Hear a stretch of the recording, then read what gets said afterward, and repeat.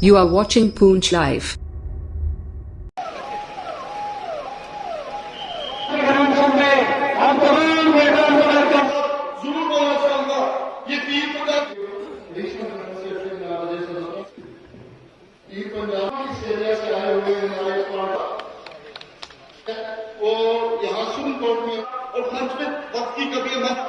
जम्मू कश्मीर के डेली वेजरों को ये यकीन दिलाना चाहता हूं कि इलेक्शन इन्होंने एक ना एक दिन करने ही करने हैं। नेशनल कॉन्फ्रेंस की हुकूमत आई और हम डेली वेजरों को रेगुलराइज करने का काम करेंगे। एक बड़ा काम इन बीजेपी वालों ने जरूर किया, आपको और हमें और ज्यादा नजदीक लाया। उन्होंने ही आज खिते पीर पंचाल को और ज्यादा कश्मीर के करीब लाया। बेशक मकसद उनका सिर्फ इतना ही था कि वो जम्मू की पार्लियामानी सीट को अपने लिए बचाना चाहते थे। वो नहीं चाहते थे कि दोबारा कभी कोई चौधरी तालिब जैसा रजौरी पुंछ की वोटों की बुनियाद पे पार्लियामेंट जाए। तो उन्होंने ये खिता काट के अनंतनाग के साथ जोड़ दिया। बड़ी मेहरबानी की आप लोगों ने, क्योंकि जम्मू का मेंबर पार्लियामेंट कभी आपसे पूछता नहीं था। अब इसमें हमारी जिम्मेदारी बनती है कि पार्लियामेंटी कैंडिडेट हम नेशनल कॉन्फ्रेंस की तरफ से सोच समझ के दें। मैं आपको इतना जरूर यकीन दिलाऊं कि इस पार्लियामेंटी हल्के में अब मेरे गिनने के मुताबिक शायद 16 या 17 असेंबली हल्के हैं। तमाम इन 17 असेंबली हल्कों के जो मेरे साथी हैं, एक एक से मैं जाती तौर मशवरा करूंगा और जाती मशवरे के बाद आप लोगों की राय जो है वो मैं सदर मोहतरम जनाब डॉक्टर फारूक अब्दुल्ला साहब तक पहुंचाऊंगा, ताकि जब यहां पार्लियामानी कैंडिडेट का फैसला होगा उस पर आप सब जो है वो मंजूर होंगे और उसको दिखाने में जो है आप लोगों का जोर रहेगा। दिखाने के लिए तो बड़ा सीना निकाल के चलते हैं, लेकिन अंदर अंदर से बड़े लगे हुए ये लोगों का सामना नहीं कर सकते। आप मान के चलिए कि पार्लियामेंट इलेक्शन से पहले न यहां पंचायत होगा, न यहां बीडीसी टीडीसी होंगे, न यहां अर्बन लोकल बॉडी होगा, न यहां असेंबली के इलेक्शन होंगे। हमें पहले ही पता था कि ये डरे हुए हैं। करगिल ने साबित किया कि क्यों डरे हैं।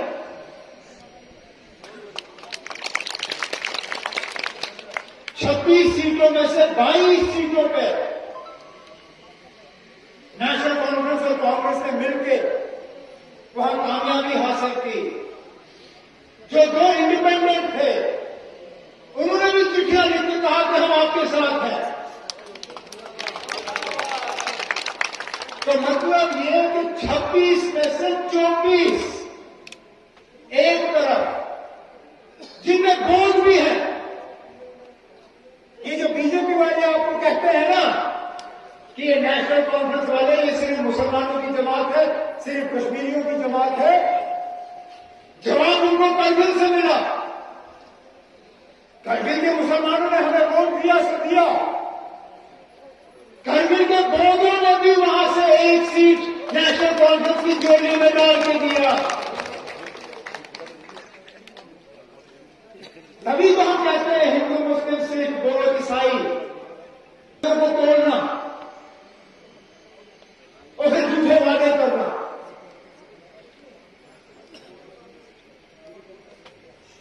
जब से इंदिरा गांधी इस मुल्क के वजीर आजम है, उस दिन से लेकर आज तक नेशनल कॉन्फ्रेंस ने हमेशा ये कहा है कि पहाड़ियों को उनका हक मिलना चाहिए। लेकिन हमने उसके साथ साथ ये भी कहा कि पहाड़ियों को उनका हक देने के लिए गुजरों का जो हक है वो छीना नहीं जाना चाहिए।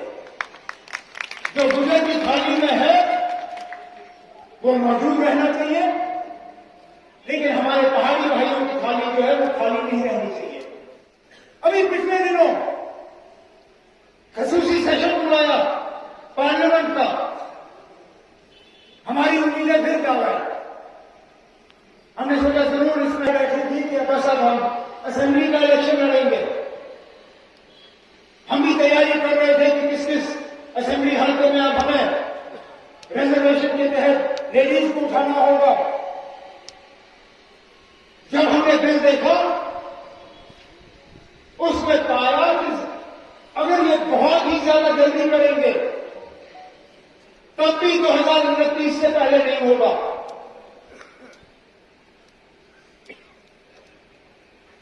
और सही मायने में देखें तो कम से कम इसको 15 साल लगेंगे।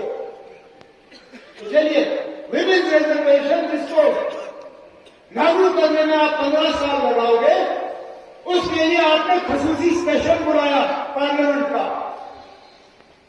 लेकिन जिन लोगों को रिजर्वेशन का आपने वादा किया था, जिनके लिए बिल लाया गया, उस बिल को पास तक नहीं किया। आप इंसाफ करिए। हमारे बुजुर्ग भाइयों का, बहनों का जो 10% का हक है, उसको बचा के रखिए। जब आप ये रिजर्वेशन लाएंगे, मेहरबानी करके खास ख्याल रखिए कि इस रिजर्वेशन का फायदा उन लोगों को होना चाहिए जो इन दूर दराज पहाड़ियों में रहने वाले लोग हैं। न ये कि नाम के लिए तो आप इन इलाकों को रिजर्वेशन दोगे, लेकिन काम के लिए रिजर्वेशन का फायदा वो लोग लेंगे जो इन पहाड़ियों को बहुत पहले छोड़ के चले गए। रिजर्वेशन का फायदा उस बच्चे को होना चाहिए जिसका घर वो दूर पहाड़ पर नजर आ रहा है, जो सुबह स्कूल जाता है, उसको ये भी नहीं पता कि मेरा मास्टर, मेरा मास्टरनी वहां स्कूल में होगी या नहीं होगी, जिसको ये भी नहीं पता कि मेरे स्कूल के बिल्डिंग पे छत है या नहीं है, जिसको ये भी नहीं पता कि मुझे अगले साल की क्लास की किताबें मिलेंगी या नहीं मिलेंगी। तभी तो जाकर हम इस इलाके को ऊपर उठा पाएंगे। जो भी आपकी उम्मीदें हैं, जो भी हमें करना होगा,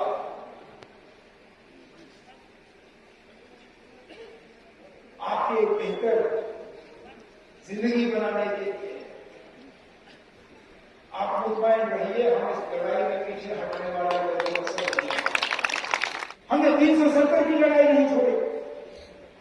जब बहुत लोगों ने हाथ ऊपर किए,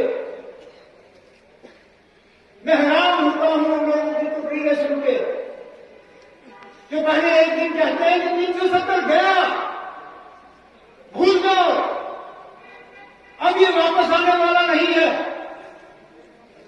लेकिन जब नेशनल कॉन्फ्रेंस के वकीलों ने जाके सुप्रीम कोर्ट में यहां के लोगों की आवाज बुलंद की,